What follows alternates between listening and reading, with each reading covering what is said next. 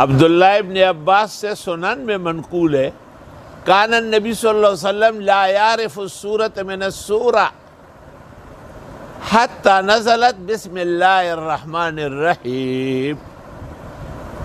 سورتوں کے درمیان امتیاز کرنے کے لیے بسم اللہ نازل ہوا ہے. امام ابو حنیفہ و فقہائے عراق کے ہاں پورے قرآن میں ایک آیت ہے، اس لیے حافظ کو اختیار ہے کہ فاتحہ سے پہلے یا بقرہ سے پہلے یا کسی اور سورت سورہ اقرا بسم ربک الذی سے پہلے ایک دفعہ بالجہر بسم اللہ پڑھ لے. ہر سورت کی شروع میں بسم اللہ بالجہر پڑھنے کو فقہاء نے منع کیا ہے کیونکہ یہ ہر سورت کا جز نہیں ہے.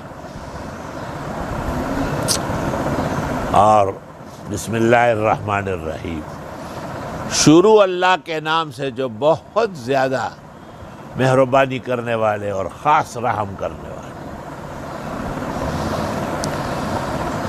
کیونکہ ایک کام جب جائز ہو اور کرنے کا قابل ہو تو اس کے لیے خدا کی مدد چاہیے، تو اس لیے بسم اللہ اے بنام خدا. بسم اللہ کے بہت زیادہ فضائل ہیں. بہت سارے بزرگان دین صرف بسم اللہ کی مشقیں کرتے تھے عملیات کے اندر.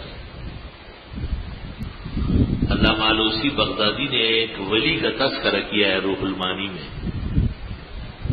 جو بہت عجائب و غرائب دکھاتے تھے، اور جب ان سے وجہ پوچھی گئی تو انہوں نے کہا بسم اللہ کی مشق بہت کی ہے. بڑے خاص وقتوں میں اور خاص اداؤں سے بسم اللہ الرحمن الرحیم پڑھا جاتا ہے.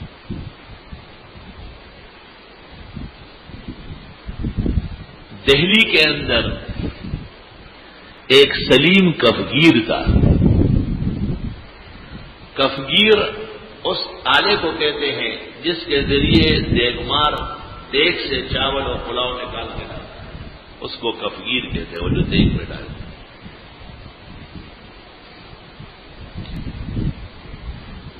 اس کے پاس ایک پنڈت آیا یا کوئی جوگی آیا ہندو مذہب کا، اور اس نے سلیم کفگیر کو کہا کہ اس دیگ میں کیا ہے؟ اس نے کہا سالن ہے، چاول بیچتا ہوں. کہا آپ اپنے خدا کو کہے نا کہ اس میں سے چاندی اور سونا نکالے. اس نے کہا وعدہ کرو کتنے لوگ مسلمان ہوں گے. اس نے ایک پورے قبیلے کا نام لیا، وعدہ کیا. سلیم کفگیر نے دیگ کے کنارے پر دعا مانگی، ہاتھ اٹھایا اور کہا یا اللہ میں نے عمر بھر آپ کا بسم اللہ بڑے ذوق و شوق سے پڑھا ہے، اور آپ نے ہر دفعہ مجھ سے نعمتوں کا وعدہ کیا ہے. آج اپنے دین پر آپ ان پر مہربانی فرمائیں اور اس دیگ سے سونا اور چاندی نکالیں. اور کفگیر ہے ہمارا ایک بھر کے ڈالتا ہے تو چاندی نکلتی ہے، دوسرا ڈالتا ہے تو سونا نکل رہا ہے.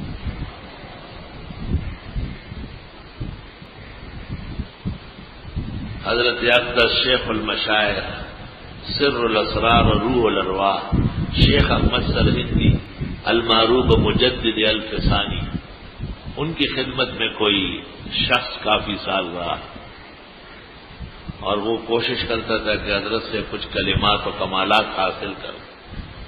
اچھی بات ہے. اخیر میں اس نے ایک عجیب بات دیکھی. مجدد صاحب پڑھاتے تھے، درس دیتے تھے، مدرس بہت اعلیٰ قسم کے، طالب علم جمع ہو جاتے تھے. طلباء سے پوچھتے تھے کہ آج دوپہر کو کیا کھانا ہے. وہ جس چیز کا نام لے لیتے تھے کہتے اچھا جاؤ دیگ رکھا ہوا ہے نا، اس کا منہ اس میں پانی بھرو. پانی بھر دیا، کہ اوپر ڈھکن رکھو اور آٹے سے لیپ دو. درس دیتے تھے. جب 12 ساڑھے 12 بج جاتے تھے تو اس زمانے میں یہ دستور تھا درس کے بعد دعا ہوتی تھی. دعائیں خیر کر کے اور پھر جا کے وہ طالب علموں سے کہ دیکھو بھائی دیگ میں کوئی چیز ہے، تو ڈھکن کھول کے جی حضرت پلاؤ پک چکا ہے. کھایا بسم اللہ. خود نہیں کھاتا بالکل. تو حضرت کا بھی بسم اللہ کا مشہور عمل تھا، بہت مشہور عمل. فرماتے تھے ہم نے اکبر کا دربار اس سے اکھیڑ دیا ہے. بسم اللہ الرحمن الرحیم.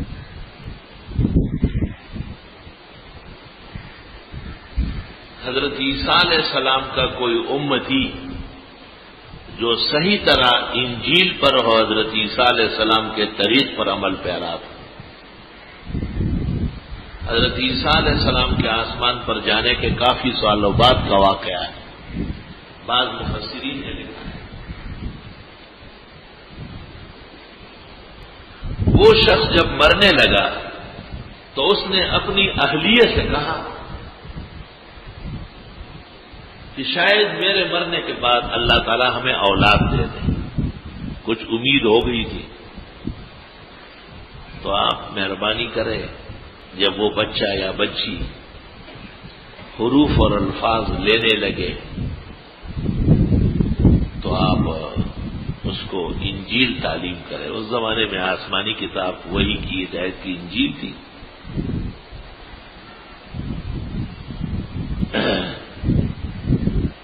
کہتے ہیں کہ وہ شخص مر گیا اور اس کے ہاں ایک بچی کی ولادت ہوئی. جب وہ بچی 4-4.5 سال کی ہو گئی، جب بچے الفاظ سیکھتے ہیں، کلمات لینے لگتے ہیں، تو اس نے انجیل کے ایک عالم کے پاس گئی مکتب میں اور اس کو کہا کہ اس بچی کو پڑھانا شروع کر دو. اس نے کہا بہت اچھا. تو انجیل کا جو بسم اللہ تھا اس استاد نے اس چھوٹی بچی کو پہلے دن کچھ پڑھانا چاہا. تو ظاہر ہے پہلے دن تو بچہ یا بچی اتنا زیادہ اچھا نہیں پڑھ سکتے، پڑھا یا نہیں پڑھا یا کچھ الفاظ حروف پڑھ لیے. لیکن رات کو اس خاتون کو 4-5 سال بعد خاون کی زیارت ہوئی. تو اس نے پوچھا کہ آپ اتنے دیر سے آئے، درمیان میں کیوں نہیں؟ کہ میں جہنم میں گرفتار تھا، آج اچانک اعلانات ہو گئے کہ اس کو جہنم سے نکالو.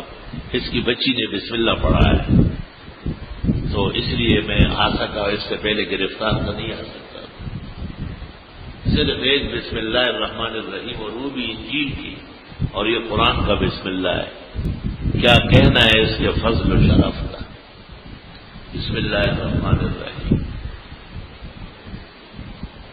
کسی بھی نیک اور درست اور جائز کام میں جب آپ ہاتھ ڈالتے ہیں تو بسم اللہ پڑھا کریں. گویا کہ بسم اللہ میں اپنا عجز ہے.